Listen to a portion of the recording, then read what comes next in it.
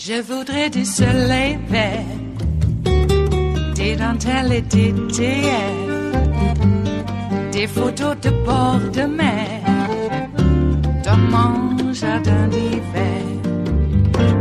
Je voudrais de la lumière, comme en Nouvelle-Angleterre.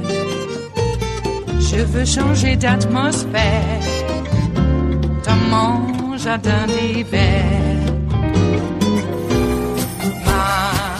Ma fleur, sous la pluie de novembre, tes mains qui courent, je n'en peux plus de t'attendre. Les années passent, qu'il est loin, là je tombe. Nul ne peut nous entendre. Je voudrais du Fred Astaire, revoir un latte. Mark Esper, Secretary Esper, thanks so much for joining us. We appreciate it, as always. Yeah, thanks, Jake. So let's start with President Trump said on Friday the Iranians were plotting to target 4 U.S. embassies, including the one in Baghdad. Other administration officials say the intelligence was not that specific. Was there specific intelligence that the Iranians were plotting to attack 4 U.S. embassies? Well, let me say one thing up front first to your viewers, to the American people. The United States is safer today than we were just a few short weeks ago. Why? Because we eliminated the world's foremost terrorist, Qasem Soleimani, who had the blood of hundreds of American service members on his hands. Secondly, we restored deterrence with Iran, and we did so without American casualties. And third, we reassured our friends and allies in the region that the United States will stand up and defend our interests. And I want to thank all of our brave service members who are deployed for what they did, for their brilliance in executing this very important mission. Okay. What about the intelligence? Was there specific intelligence the Iranians were plotting to target 4 U.S. embassies? There was intelligence that there was an intent to target the U.S. embassy in Baghdad. What the president said with regard to the 4 embassies is what I believe as well. He said he believed that they could have been targeting the embassies in the region. I believe that as well, as did other national security team members. That is why I deployed thousands of additional paratroopers to the region to reinforce our embassy in Baghdad and to reinforce other locations throughout the region. Well, Soleimani was a horrible guy, and he killed a lot of innocent people, and he killed a lot of U.S. soldiers. There's no question about any of that. For 20-plus years. But the question is not whether he posed a threat in an existential way, because he did. He'd been doing it for years. Mm-hmm. But was there specific intelligence that he was plotting to attack 4 U.S. embassies? Did you see any intelligence like that? I'm not going to discuss intelligence matters here on the show. Let me just say this. The president did, though. It's the president's prerogative. But what the president said was he believed. He said he could have been targeting all those things that I believe as well, that the national security team believes as well. The important thing is this. Soleimani orchestrated, resourced, directed the attacks, escalating up to the December one that killed an American. He orchestrated the siege on the U.S. embassy in Baghdad, and he was planning this much broader plot in multiple countries that would be bigger in scale and that likely would have taken us to open hostility with Iran. In fact, a very, very senior intelligence community official said to us that the risk of inaction is greater than the risk of action. To me, that is very compelling. Well, the president has discussed publicly that he believed, and a belief is not the same thing as there was evidence. I mean, you could believe that Soleimani would have attacked the Eiffel Tower. That's not necessarily based in evidence. I mean, he could have been. There was evidence. There was evidence that part of the attack would be against the United States Embassy in Baghdad. In Baghdad. But what about the 4 embassies? I'm not going to discuss intelligence. What the president said was he believed it probably could have been. He didn't cite intelligence.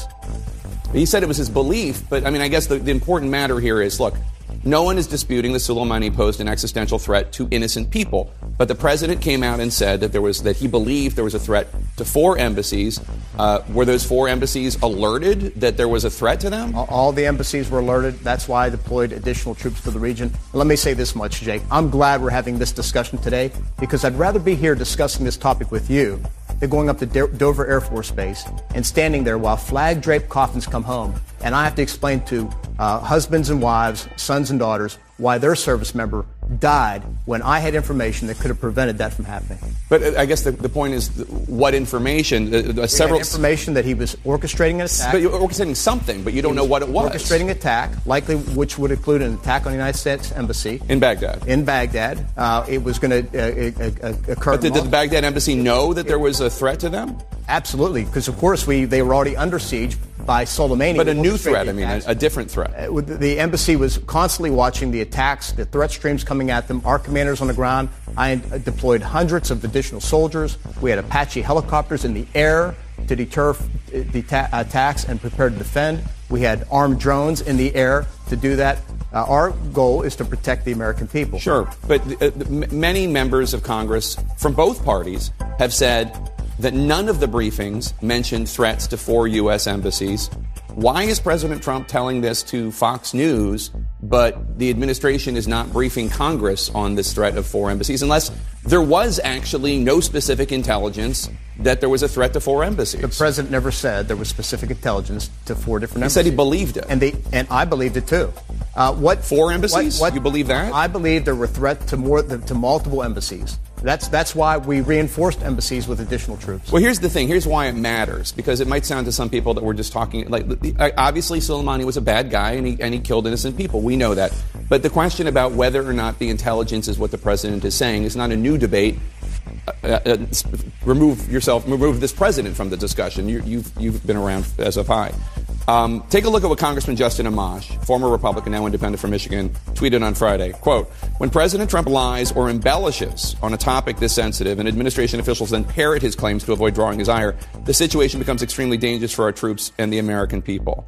Is President Trump embellishing? I don't believe so. Look, the bottom line is we had exquisite intelligence that can only be shared with the Gang of 8. So I understand the frustration of many members of Congress that was shared with that Gang of 8. I spoke to one of the briefers. One of the briefers told me was that nearly all the members of that Gang of 8 believed that the intelligence was persuasive as well and that it should not be shared with the broader membership because of the concerns that it could be released, reveal our sources and methods. At the end of the day, President Trump said it on TV on Friday. Soleimani was planning an attack, a broader attack against multiple sites to include embassy, and at least the United States Embassy in Baghdad, and that it was going to result in open hostilities. Taking him off the battlefield, a legitimate military target, was the right thing to do. Well, first of all, what you're saying is not the same thing that President Trump said. President Trump said he believed there were 4 U.S. embassies targeted. You're talking about something else, one embassy and maybe a broader threat to others. Second of all, you're saying that you couldn't tell something to Congress that President Trump was willing to say to Fox News, and that doesn't really make a lot of sense. We briefed Congress, the Gang of 8, who are the legitimate representatives of the broader Congress in affairs like this when you have exquisite intelligence. They were briefed. I'm not going to go into details of what they were briefed, partly because I wasn't there. Let's talk about the word imminent. You have not, as far as I can tell, used the word imminent to describe these attacks. Several other administration officials have. Do you think you believe the threat was real? Do you believe it was imminent? In my definition, yes. I think that the attack was days away. He had a proven track record of executing attacks and killing Americans. It was going to be in multiple sites. It was described as being much bigger. I think for all those reasons, and the fact that a senior intelligence official said the risk of inaction is greater than the risk of action. Right. Compelling for me. That's what Gina Haspel, the director of the CIA, said, according to the New York Times. So you're basically confirming that. So here's a question for you.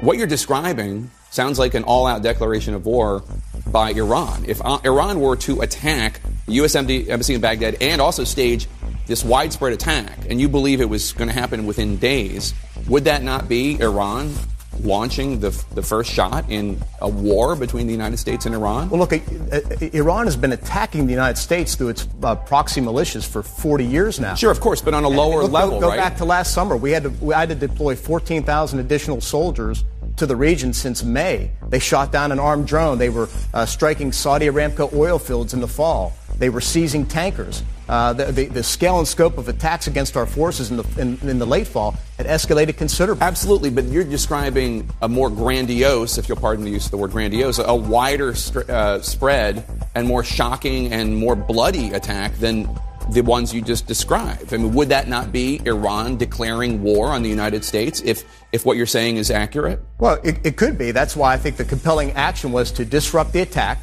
by taking out Soleimani, a known terrorist leader of a terrorist organization who was on the ground meeting with another terrorist leader, Taking him out disrupted the attack. It also reset deterrence with Iran, and it made clear that we weren't going to tolerate this type of behavior. It is Monday, the 13th of January of 2020, and you are in West Coast Cookbook and Speakeasy.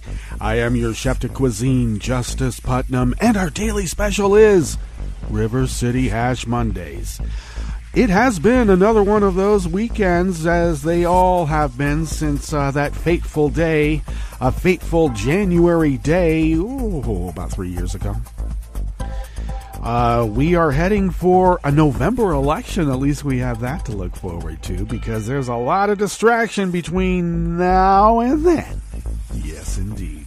Apparently, it was snowing at the White House yesterday, but no one was seeing any snow. The pictures showed there was snow. Weird. Why would they lie about it snowing at the White House? I know the whole protocol of the big lie, as put forth by Goebbels and others. The bigger the lie, the more people will believe it. And if you're going to lie, you got to lie all the time. But lying about it snowing at the White House, well, that's right up there with a Sharpie on a hurricane map. Oh yeah, this hurricane's going to track over here because I said so. And look, the Sharpie shows it to be. And the MAGA cult is hypnotized by it, and they will believe it. I suppose this is gaming the refs once again, because the MAGA cult will point to the White House pictures showing it snowing as proof that the fake news is fake. It's just, okay, this is what we're up against. Here on the local level, it's heating up once again. I'd stepped back quite a bit from a few of these Facebook community pages because it's so debilitating. They just wear you out. Over and over and over, just the same BS, and you try to swat it away, and they hit you with 20 other memes, and that's just one person. Multiply that by a dozen or more per Facebook page. It is curious, I go back, and I wasn't the only one of our ilk who decided to take a time out. And it is quite interesting that the only posts there are these repeated posts about Pelosi being drunk or having some sort of mental collapse and she should be thrown from office. I just love that. They project so much. Everything that we might have as a complaint against Donald Trump, they will make against Nancy or Hillary or even John Kerry. Yeah, John Kerry is responsible for the Iranians getting $1.3 billion in cash.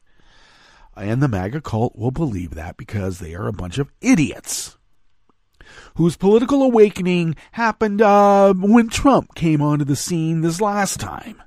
Funny how they don't remember him back in 2000. Funny, isn't it? Well, some do. Some might even remember when he ran back in the late 80s. Yeah, this guy's been trying, and I got to tell you, he's been groomed.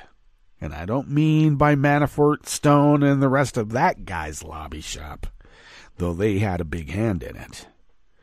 But you know who I mean. I mean a particular mobbed-up oligarch, and, over there in the Caucasus. Mm-hmm.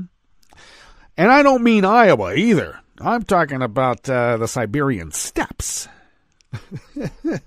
To put a fine tooth comb on it. What?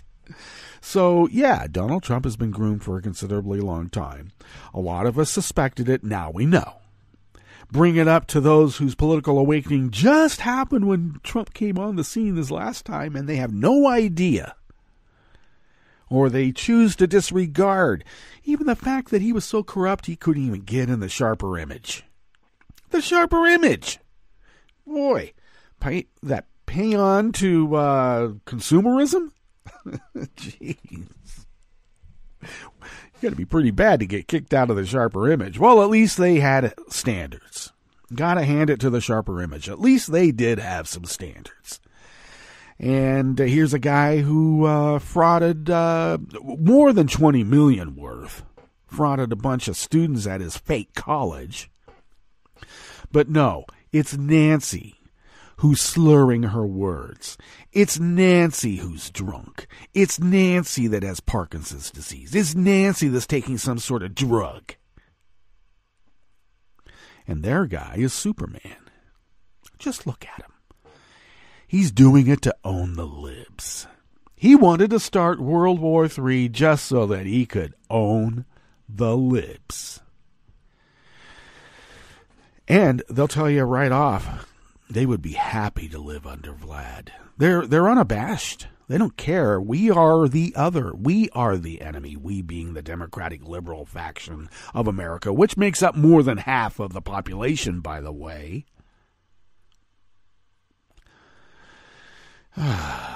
So the usual suspects are up to it again. I'm slow on the trigger. I started to respond to some of the political stuff.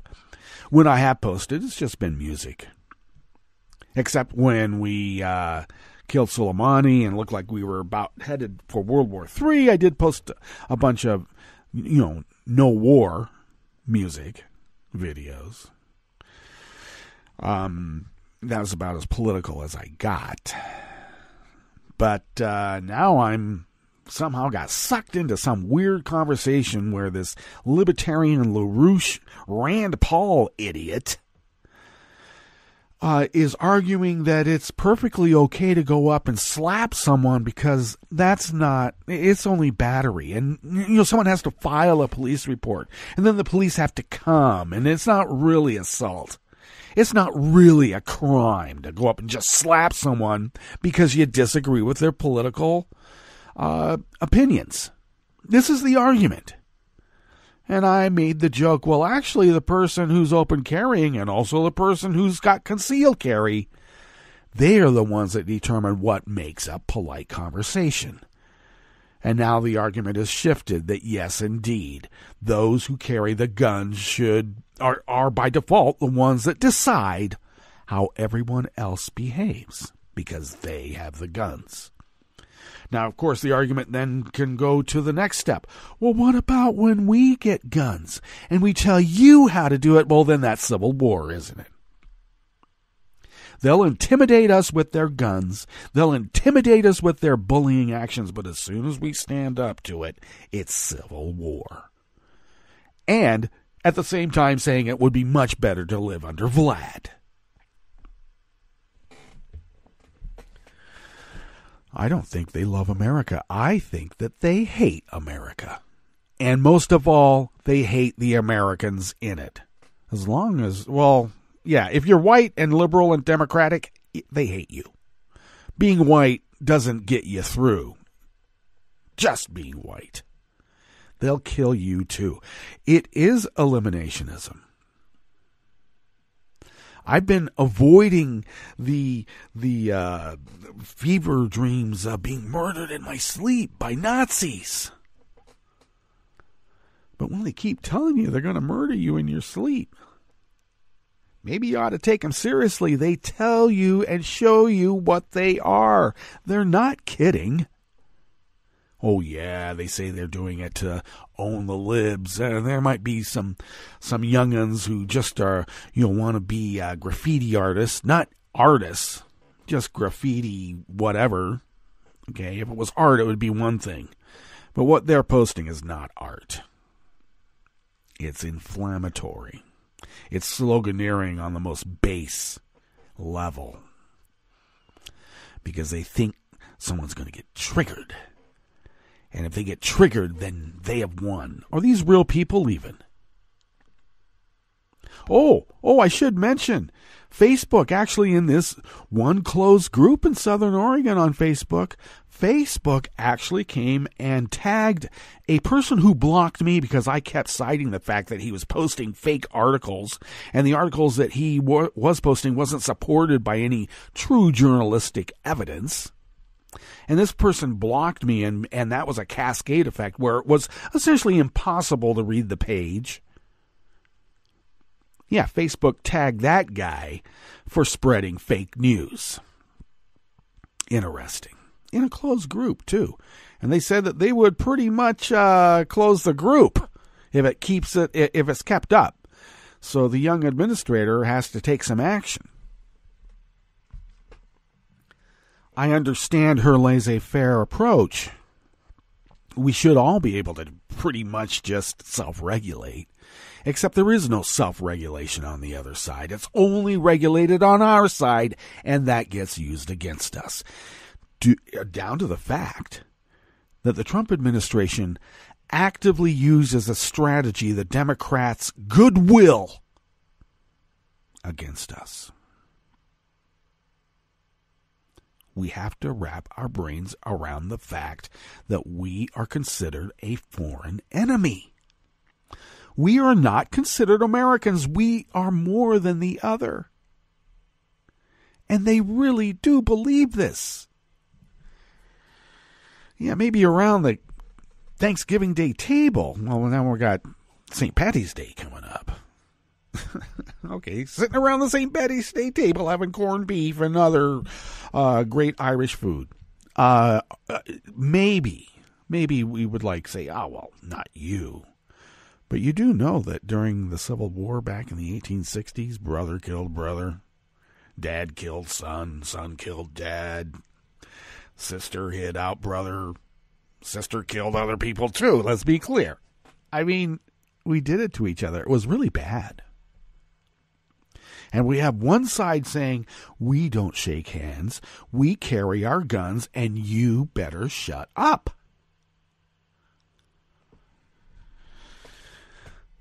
So, what do? I still think that ballots are more powerful than bullets. And we have powers arrayed against our electoral system that are profound, but we can still fight it. I mean, down on the precinct level, we can still fight it. They can't manipulate it, all of it. They can't. At least I believe that to be so. What's on the rest of the menu here? In the Bistro Cafe of West Coast Cookbook and Speakeasy, well, at the top, that was defense lobbyist and sycophant to Trump's Secretary of Defense Mark Esper. Yeah, what? Put a war profiteer into the Secretary of Defense position and see how that works out. Well, we're watching it, aren't we? Because he knows he couldn't say to Congress what Trump said to Fox News. Because they are all inveterate liars. They are. On the rest of the menu, Trump wants to expand his travel ban to even more countries. How many more times does he get to lose a court case, even on this issue? Again and again and again. Oh, he's got a tweet out today about how he is the big defender of pre-existing conditions and Bernie would get rid of pre-existing conditions. All of their lawsuits since Trump has taken over has been to get rid of pre-existing condition coverage. They lie. They'll lie about whether it's snowing at the White House or not. Wisconsin dairy farmers suffer a massive blow thanks to Trump's trade war. Yeah, you think that it's China picking up the slack on milk production, don't you? No, it's Vlad. How convenient. And a new lawsuit would make it easier to finally pass the Equal Rights Amendment. Now, that's in spite of that OLC memo that we reported on last week that says, too bad, ladies, time is up. After the break, we move to the chef's table, where Iran issued more visas to the Canadian team who are probing the airliner crash and helping families. And Britain, France, and Germany urged Iran to stick to the 2015 nuclear deal. All that and more on West Coast Cookbook and Speakeasy. Bon appetit.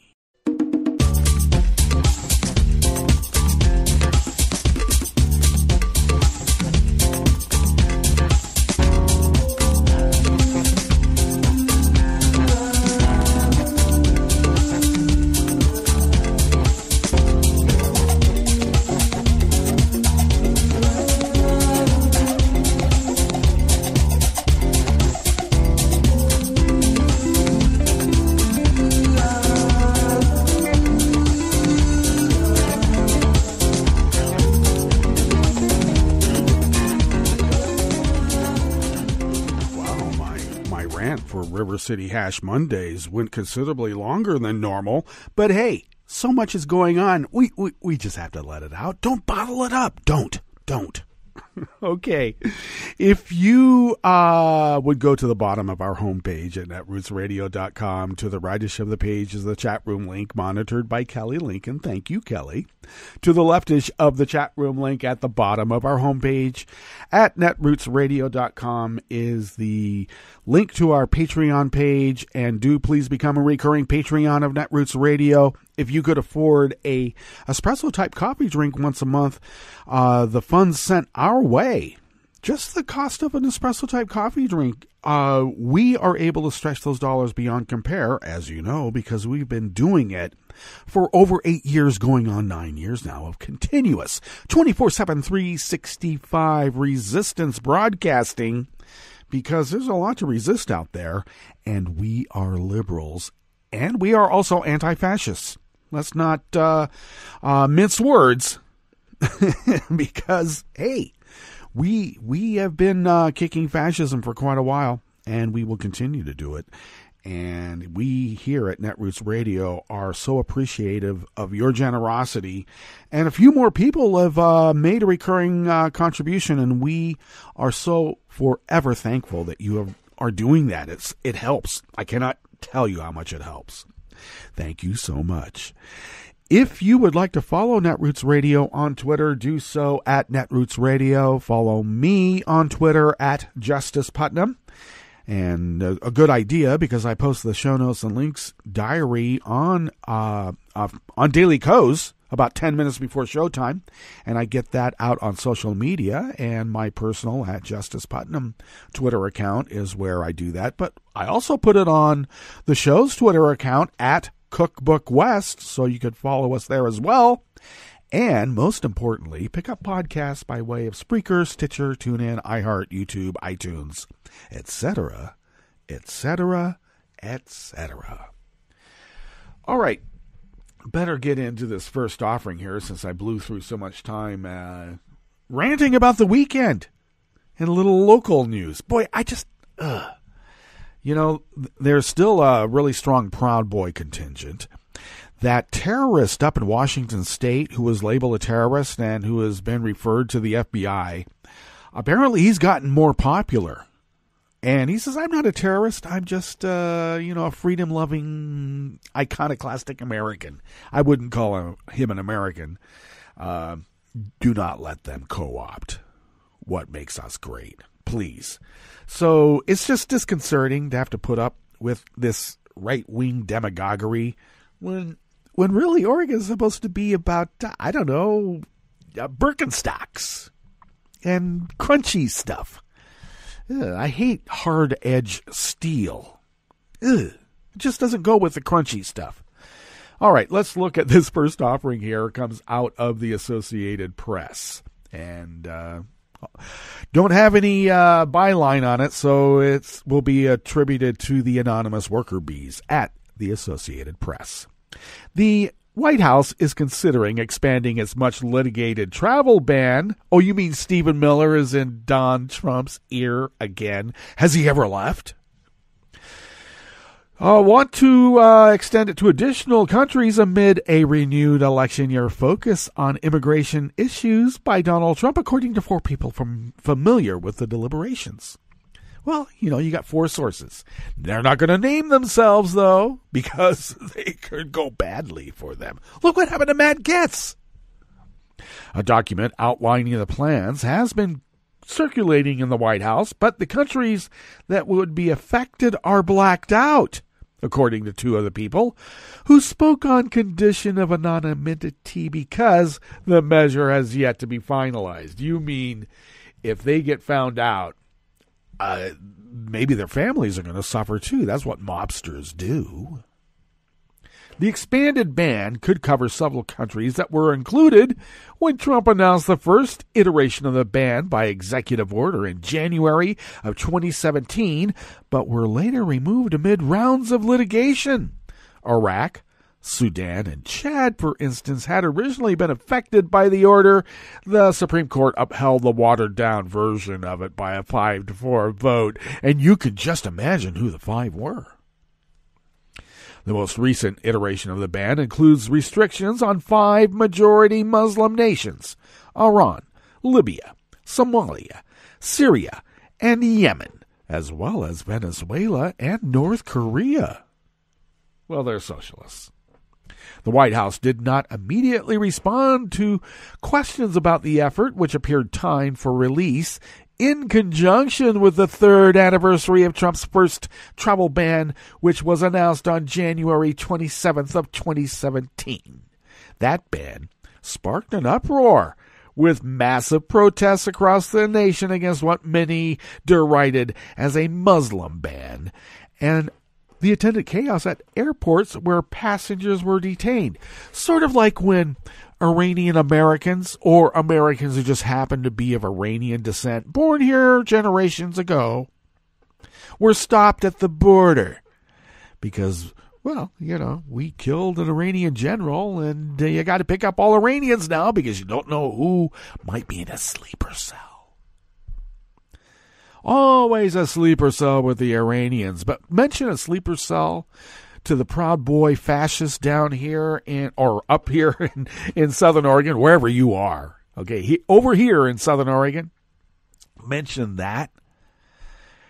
How about Russian sleeper cells, and they'll just come at you that, oh, you believe in that hoax?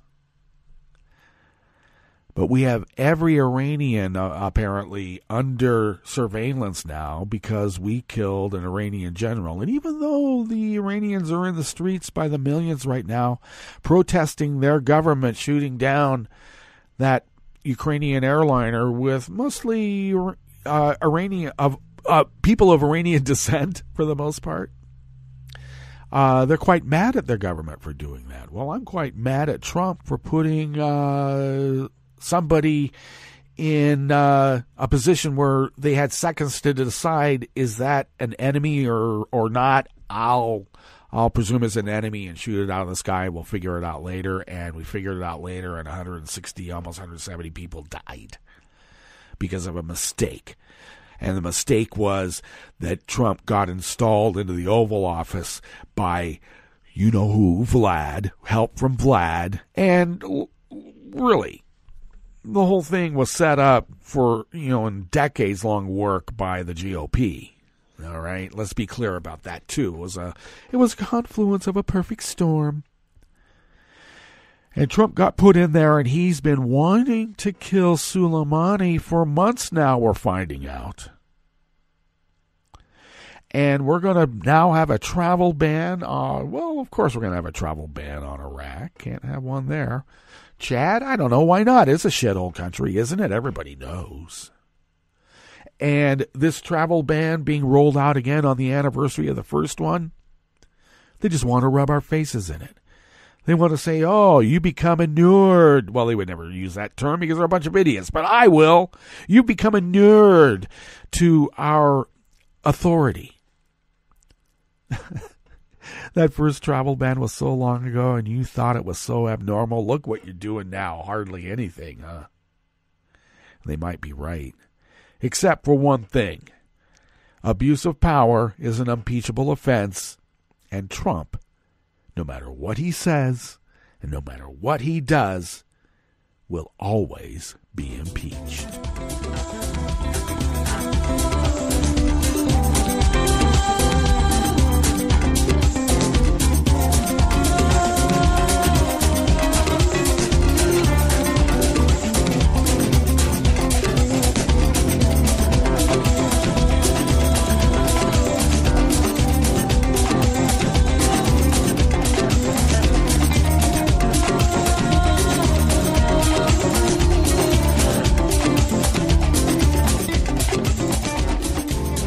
There is a gossamer thin line between wise elder and crazy gadfly. We see it everywhere, don't we? And I've been well aware of it from my more youthful days, and I'm even more aware of it now.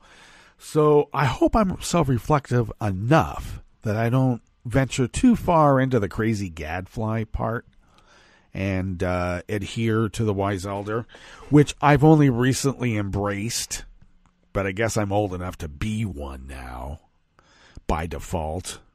So I might as well embrace it and have some leveled reasoning here, as wise elders will do. Unless you're ranting like a gadfly. Jeez.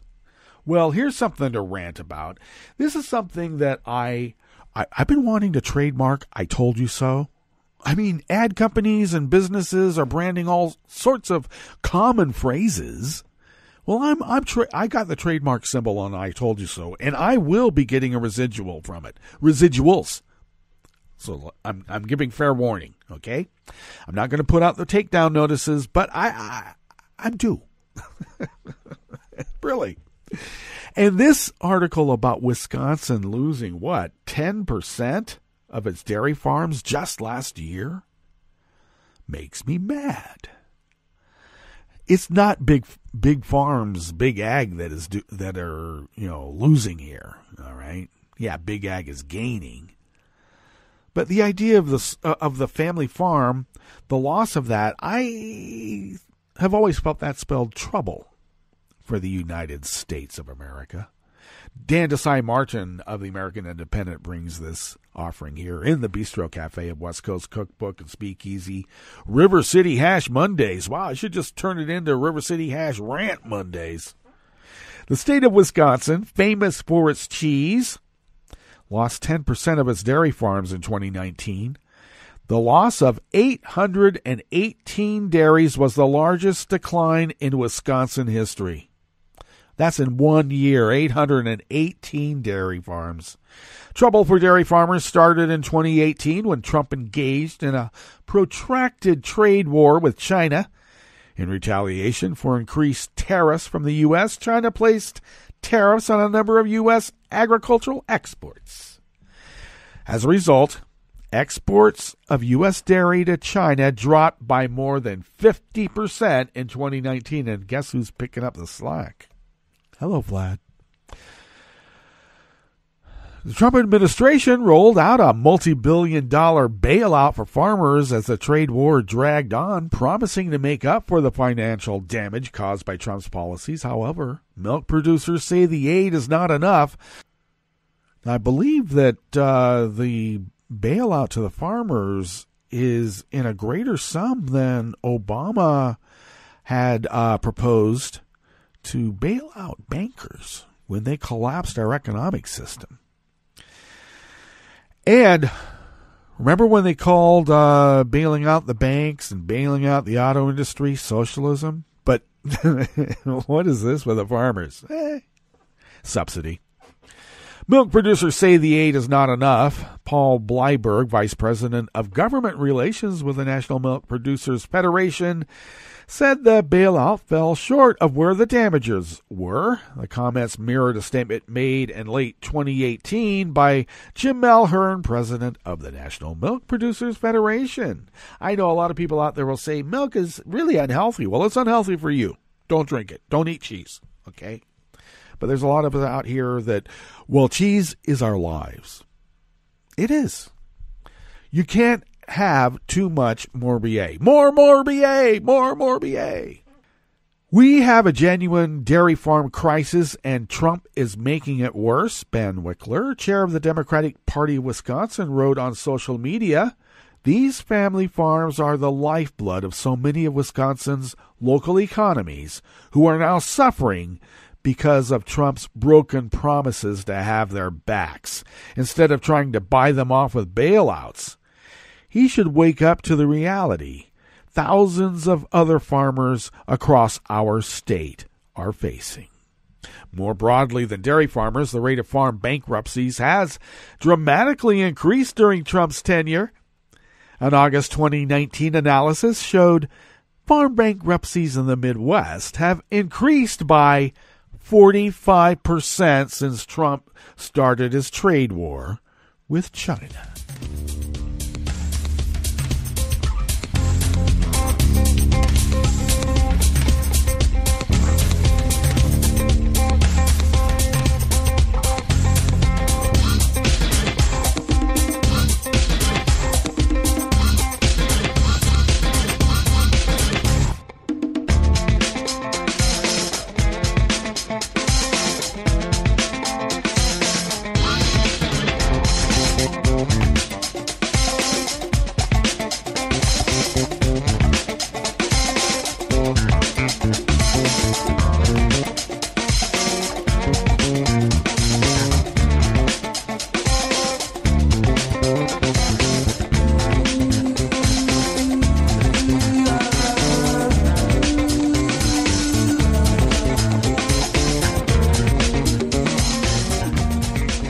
This final offering here in the Bistro Cafe of West Coast Cookbook and Speakeasy comes out of the Associated Press, and it is heartening news considering what we had reported last week of another one of those little-known OLC memos that stipulates, your Constitution, screw your Constitution.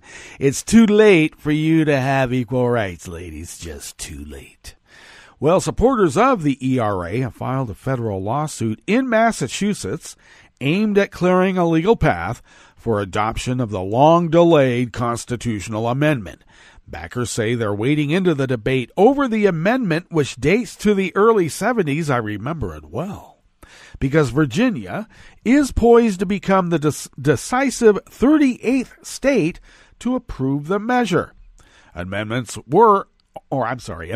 are added to the U.S. Constitution if they are approved by 3/4 of state legislatures.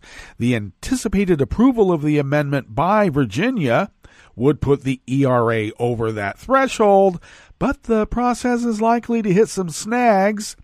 One of the biggest is a measure passed by Congress in 1972, attaching a 1979 ratification deadline to it that was later extended to 1982. The lawsuit, filed in U.S. District Court in Boston, argues in part that the deadline imposed by Congress was not included in the text of the three-sentence amendment and therefore not constitutionally binding. The original legislation that sent the proposed amendment to states for ratification did refer to a 7-year deadline, but supporters of the ERA say all that matters is the language of the amendment itself, which makes no mention of a deadline. The group also points to the case of the Constitution's 27th Amendment, which was written by James Madison in 1789 to bar Congress from voting itself instant pay raises. That amendment was not adopted until 203 years later, far longer than the adoption process for the ERA. The ERA states that equality of rights under the law shall not be denied or abridged by the United States or by any state on account of sex. Of course, I'm sure the OLC will present a little-known memo that we know nothing about because it's so little known that will stipulate, time will abridge those rights. And it's too much time for you. We better get to our break because look at the time. And when we get back from that break, we will go through weather from around the world. And we will go through the stories that we have curated for you today. You are listening to West Coast Cookbook and Speakeasy, and we will be right back. You are listening to netrootsradio.com. Please hang up and try again.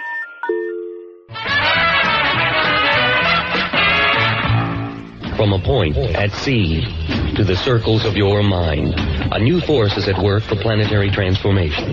New radio for a new Earth.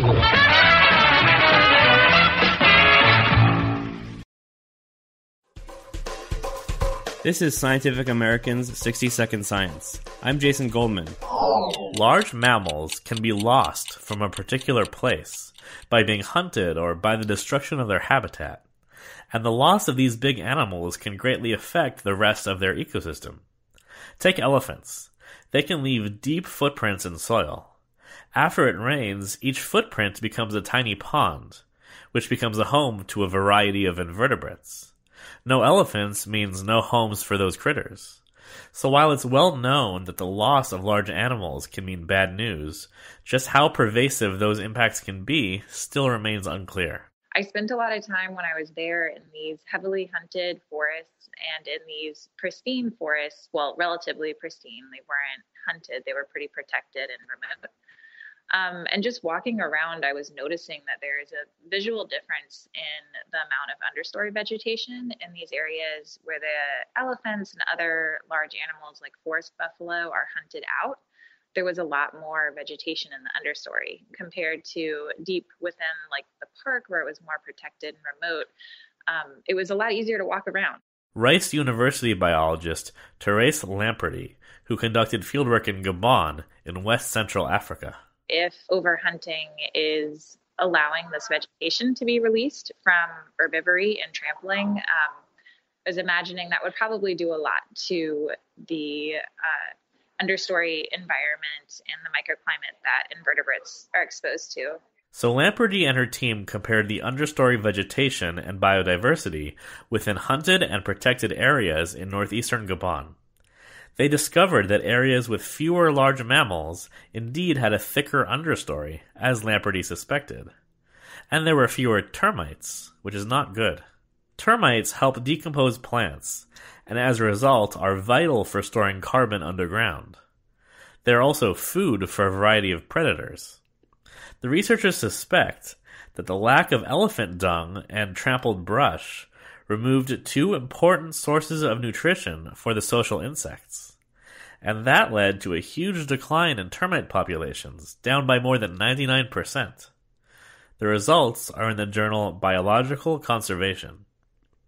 But with termites gone, other organisms picked up the slack. The termites and invertebrates on the forest floor that we had been sampling, they were contributing less to decomposition in the hunted forest, but the overall rate didn't change, so maybe fungus or something else is able to pick up the slack. In other words, while the community of organisms that break down dead plants is different in hunted versus intact ecosystems, the overall work that they do remained fairly constant.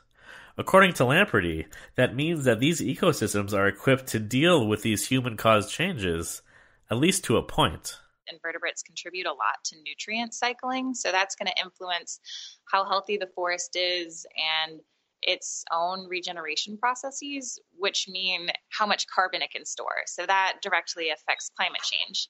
Our planet has been losing large mammals for a long time, and if current trends continue, some researchers believe the largest terrestrial mammal in 200 years could well be the domestic cow. And we need to understand what that world might look like. Thanks for the minute. For Scientific American's 60-Second Science, I'm Jason Goldman. Hi, I'm Tom Hartman, and since you're listening to netrootsradio.com, show your progressive side and go to the donate button on the bottom of the homepage. It's progressives like you who power Netroots Radio and keep the progressive message beaming everywhere 24 hours a day. Just go to our donate button at the bottom of netrootsradio.com. Thank you for keeping progressive radio at full power.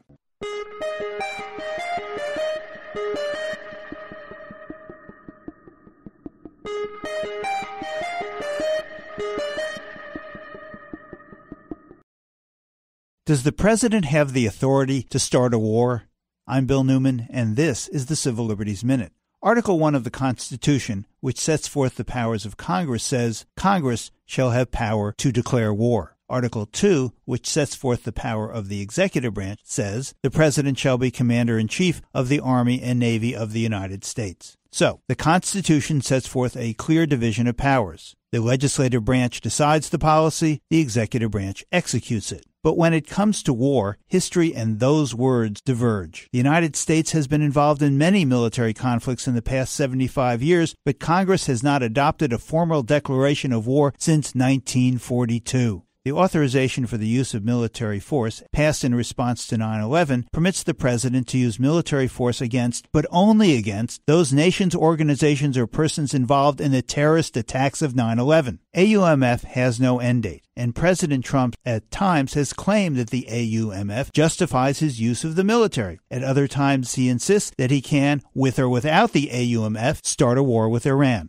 Congress's decision on a resolution to prohibit military action against Iran without its authorization puts a spotlight on the issue whether Congress has the power and gumption to reclaim its constitutional prerogative to decide whether the United States goes to war or not. The Civil Liberties Minute is made possible by the ACLU because freedom can't protect itself. I'm Rick Smith, and this is Labor History in 2.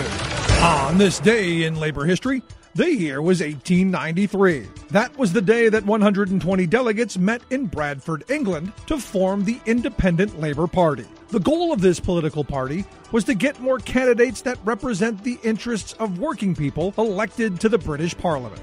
trade unionists wanted a voice in their government. The new Labor Party supported the call for the 8-hour workday, an end to child labor, collective ownership of the means of production, and a graduated tax system. They also called for unemployment benefits and school food programs. They chose James Kerr Hardie as their leader.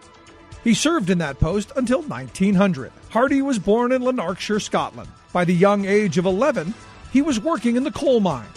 He became involved in the union that represented the miners. In 1881, he helped to lead the Lanarkshire miners out on a strike for the very first time. And for this, he lost his job due to his involvement in the strike. From there, he became a journalist, where he helped to found the newspaper called The Miner, later renamed The Labour Leader. A decade later, he won a seat in the British Parliament, representing the working class area of West Ham in East London. While in Parliament, Hardie advocated for women's rights, pensions, and free schooling. He also was a critic of the monarchy, which cost him his seat when he came up for re-election.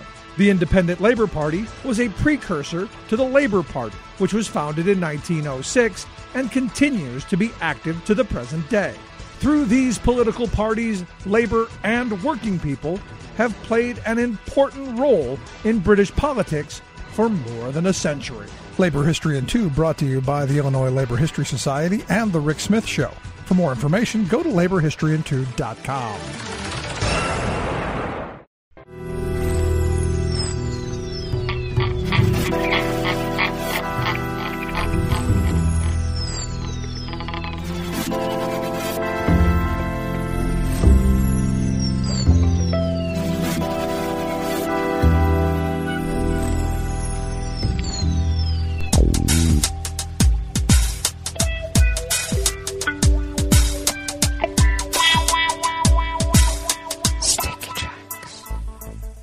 Thank you for accompanying us here to the chef's table at West Coast Cookbook and Speakeasy, River City Hash Mondays. We always begin weather from around the world along the banks of the Rogue River, in the Rogue River Valley of Southern Oregon on the west coast of the continental United States of America, where it is currently 36 degrees Fahrenheit, expecting only a high of about 43 to 44 degrees. Rain bringing in about a quarter inch throughout the day. Winds are currently out of the due west, light and variable, but will pick up and come out of the south-southwest at 10 to 20 miles per hour, as it did over the weekend, by the way. And we should get into freezing tonight, so a mix of rain and snow this evening, becoming all snow overnight. Lows around 32, and winds will be at 10 to 20 miles per hour, and should get about 1 to 3 inches of snow overnight, and then rain and snow in the morning tomorrow, and that will change to rain showers in the afternoon, when the winds will have shifted out of the west-southwest at 5 to 10 miles per hour. Snow accumulations tomorrow should be around an inch, so 1 to 3 inches overnight. Another inch, or maybe that's all that's left when it begins to rain. We'll see how that works out. Right now, we only have a light drizzle, so it should be picking up, and we'll find out how much of a storm we have. I know that other areas of the West Coast are getting hit hard. Pollen is rated at none. Air quality index in the local region is in the good range at 36 parts per million, and the daytime UV index is continuing in its winter low at 1. Barometric pressure is holding steady at 30.06 inches. Visibility is down to 4 miles, and relative humidity is at 92%. Weather from around the world is brought to you by people's personal weather stations that they purchased. These people planted these purchased personal weather stations somewhere on their property, and these people positively live around the world. London is 50 degrees and cloudy. Paris is 50 degrees and cloudy. Rome is 55 and sunny. Kyiv is 38 degrees and cloudy. Kabul is 30 degrees and mostly cloudy. Hong Kong is 60 and clear. Tokyo is 47 and partly cloudy. Sydney, Australia is 70 degrees and partly cloudy. San Francisco, California is 45 and fair. And New York, New York is 42 degrees Fahrenheit and cloudy. And that is weather from around the world, brought to you by people's personal weather stations that they purchased. These people planted these purchased personal weather stations somewhere on their property, and these people positively live around the world.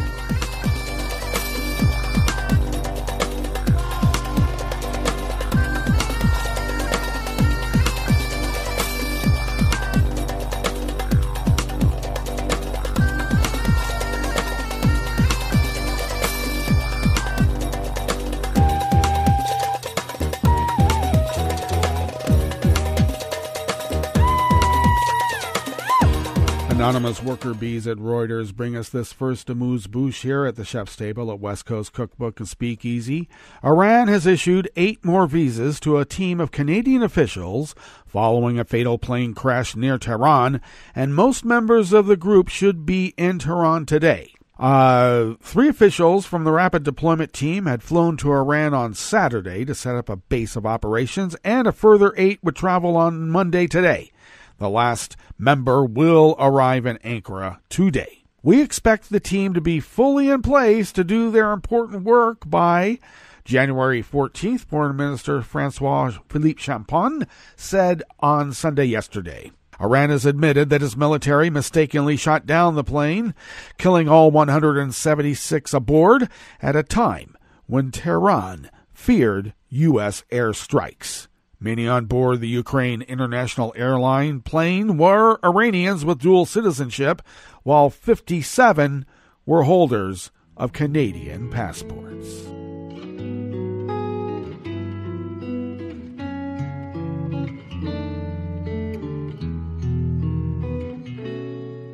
Je te donne c'est mon amour pour la vie entière. La promesse de me trouver à tes genoux. Aussitôt que tu m'appelles, rester toujours fidèle. C'est tout, c'est tout. Je te donne tous mes printemps, mes étés de mer, mes automnes quand les feuilles tombent partout. Si ce n'est pas une bonne affaire, je te donne tous mes hivers.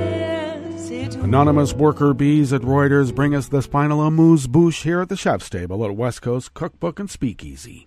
The leaders of Britain, France, and Germany called in a joint statement on Iran to return to full compliance with the 2015 nuclear deal with world powers and refrain from further violence.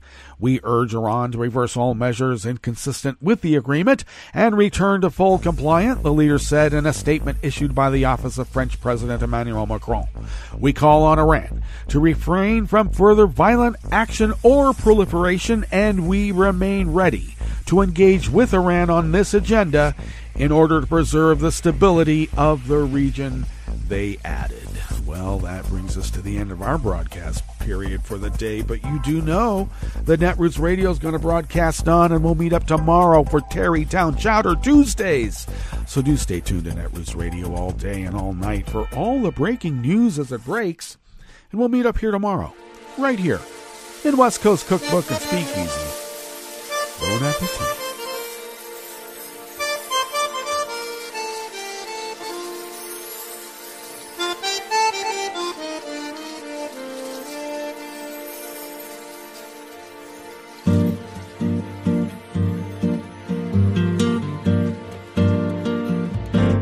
Je voudrais du soleil vert, des dentelles et des théières, des photos de bord de mer, dans mon jardin d'hiver. Je voudrais de la lumière, comme en Nouvelle-Angleterre. Je veux changer d'atmosphère, dans mon jardin d'hiver. À fleurs sous la pluie de novembre, tes mains qui courent, je n'en peux plus de t'attendre. Les années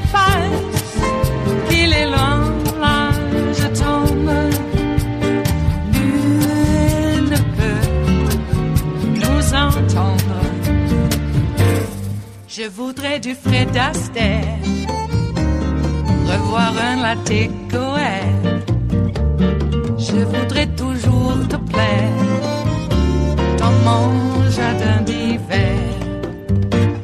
Je veux déjeuner par terre comme au long de golfe clair, t'embrasser les yeux ouverts dans mon jardin d'hiver. Ma robe à fleurs sous la pluie d'un novembre, tes mains qui courent, je n'en peux plus de t'attendre. Les années passent, il est loin l'âge tendre, nul ne peut nous entendre. Ba-da-da-dum-di-da-dum, ba-da-da-dum-di-da-dum, ba-da-da-dum-di-da-dum, dans mon jardin d'hiver. Ba-da-da-dum-di-da-dum, ba-da-da-dum-di-da-dum, ba-da-da-dum-di-da-dum, dans mon jardin d'hiver. Dans mon jardin d'hiver, dans mon jardin d'hiver.